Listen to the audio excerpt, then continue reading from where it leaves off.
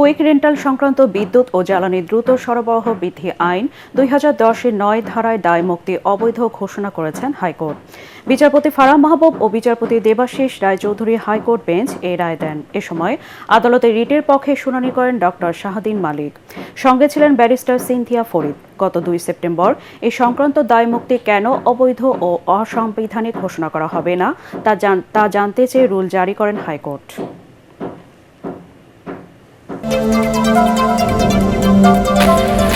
আওয়ামী লীগ নেতা হাজী মোহাম্মদ সেলিমের ছেলে ঢাকা 7 আসনের সাবেক সংসদ সদস্য সোলাইমান সেলিমকে গ্রেফতার করেছে পুলিশ।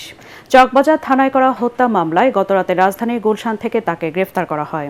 পুলিশ জানায় সোলাইমান সেলিম একাধিক হত্যা মামলার আসামি। চকবাজার থানায় একটি হত্যা মামলায় তাকে গ্রেফতার দেখানো হয়েছে।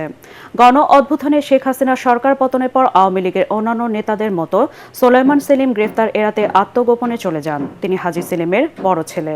তার বাবা হাজী সেলিম গত 1 সেপ্টেম্বর রাজধানীর বংশাল এলাকা থেকে গ্রেফতার হন। বর্তমানে তিনি কারাগারে রয়েছেন।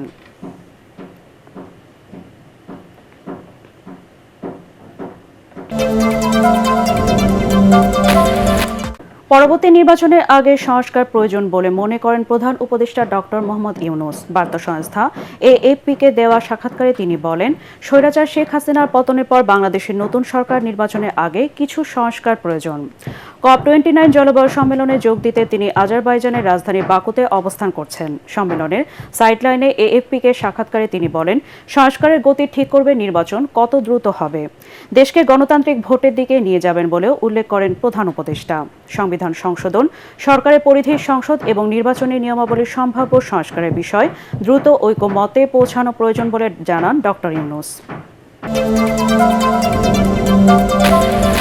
মধ্যরাতে উপদেষ্টাদের আশ্বাসে দীর্ঘ 14 ঘণ্টা পর সড়ক ছেড়ে হাসপাতালে ফিরেছেন ছাত্র জনতার অভ্যুত্থানে আহত ব্যক্তিরা। এ সময় নিজেদের ভুল স্বীকার করেন আইন উপদেষ্টা আসিফ নজরুল। আগামী ডিসেম্বরের মধ্যে আহতদের সুচিকিৎসার সকল রূপরেখা বাস্তবায়নের আশ্বাস দেন যুব ও ক্রীড়া উপদেষ্টা আসিফ মাহমুদ এবং নবনিযুক্ত উপদেষ্টা মাহফুজ আলম। এর আগে দাবি অনুযায়ী উপদেষ্টারা না আসায় মধ্যরাতেও সড়কে অবস্থান নেন বিক্ষুব্ধ আন্দোলনকারীরা। আরও জানাচ্ছেন মাঝারুল হক মুহাজির। এই বিক্ষুব্ধ ব্যক্তিদের কারো এক পা নেই, কেউ বসা হুইল চেয়ারে, আবার কারো চোখে ব্যান্ডেজ। জুলাই গণ অভ্যুত্থানের প্রধান শক্তি যারা, তাদের সড়কে নামতে হয়েছে সুচিকিৎসার দাবিতে, যাকে এই সরকারের সবচেয়ে বড় ধাক্কা হিসেবেও দেখছেন কেউ কেউ। আমরা বর্তমানে ট্রিটমেন্টই পাচ্ছি না। আর তো যত আশ্বাস দেওয়া হয়েছে, দাবি দেওয়া হয়েছে, ওগুলো তো পূরণ আসমানে আছে মনে হয়। কবে যে নামবো কোনো ঠিক ঠিকানা নাই। অন্তর্বর্তীকালীন সরকার আমাদের লেগে কোনো আইন করছে কয়ে পারবেন? করছে? তাহলে অন্তর্বর্তীকালীন সরকার আমাকে রক্তের উপরে দিয়া বইয়া তারা কি করছে এই পর্যন্ত? বুধবার দুপুরে হাসপাতাল পরিদর্শনে গিয়ে আহতদের দেখতে না যাওয়ায় বিক্ষোভের মুখে পড়েন স্বাস্থ্য উপদেষ্টা।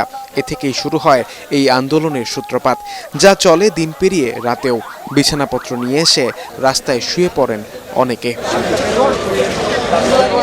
এ সময় নিজেদের দলীয় বৈঠক ফেলে বৈষম্য বিরোধী ছাত্র আন্দোলনের আহ্বায়ক হাসনাত আবদুল্লাহ রাত 8টা থেকে বারবার চেষ্টা করলেও আহত আন্দোলনকারীরা নাছোড়বান্দা। আমাদেরও একটাই দাবি, আমাদের লিখিত স্টেটমেন্ট দিয়ে তারপর যাবে, তারপর সবাই এখানে। এই বাংলাদেশ যাদেরকে দিয়ে পাইছে তারা হচ্ছে সুচিকিৎসার জন্য সেই 3 মাস পরেও রাস্তার মধ্যে আজকে আশা থাকতে হচ্ছে। এই যে আপনারা রাস্তায় আছেন, আমি আপনারা এখান থেকে না যাওয়া পর্যন্ত আমি যাইতেছি না। এবং এটা জুলাই ফাউন্ডেশন খুলছে নামে, এটার বিরুদ্ধে অভিযোগের শেষ নাই। পরে মধ্যরাতে হাসপাতালে ছুটে আসেন আইন উপদেষ্টা আসিফ নজরুল, ক্রীড়া উপদেষ্টা আসিফ মাহমুদ সহ 5 উপদেষ্টা। জানান নিজেদের সীমাবদ্ধতার কথা। আমরা এই জন্য দুঃখিত।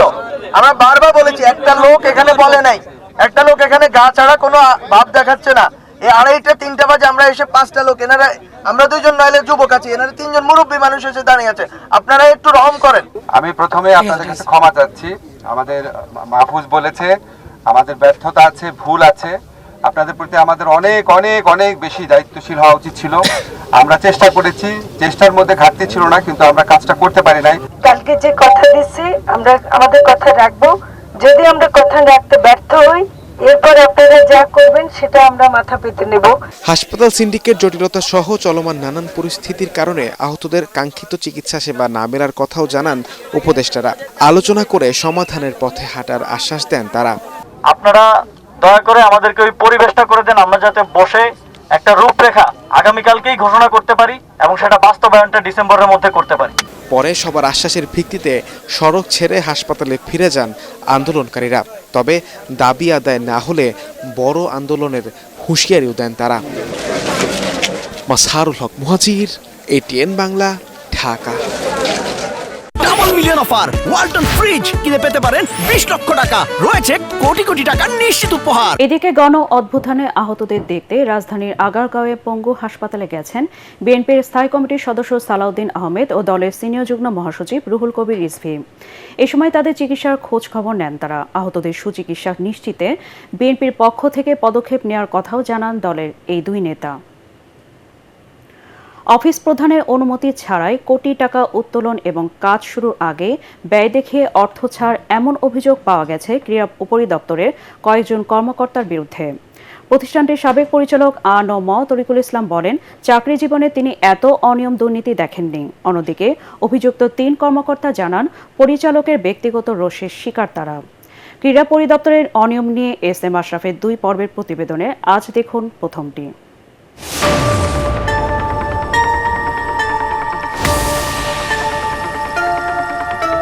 22 সেপ্টেম্বর 2024 ক্রীড়া পরিদপ্তরের কর্মকর্তা কর্মচারীরা আন্দোলনে। দাবি একটাই, অপসারণ করতে হবে পরিচালক আ.ন.ম তরিকুল ইসলামকে। দরকার হলে অন্য কাজ করে খাবো, তবু তার আন্ডার আমরা চাকরি করব না। কিন্তু এই ঘটনার পেছনে আরো বড় ঘটনা বের হয়ে আসে অনুসন্ধানে।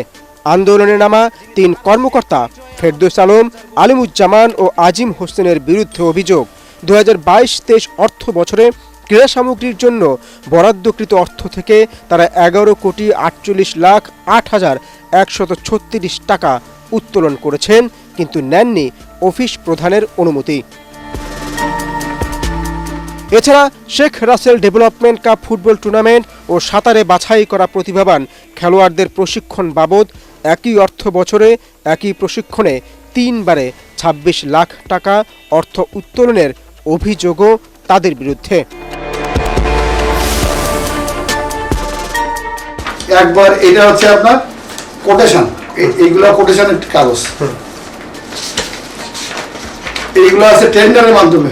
তাহলে কোটেশন টেন্ডার এটা হচ্ছে বিলের মাধ্যমে। তাহলে কয়বার হলো? 3 বার। বাস্তবে কিন্তু এই প্রশিক্ষণ হয়নি।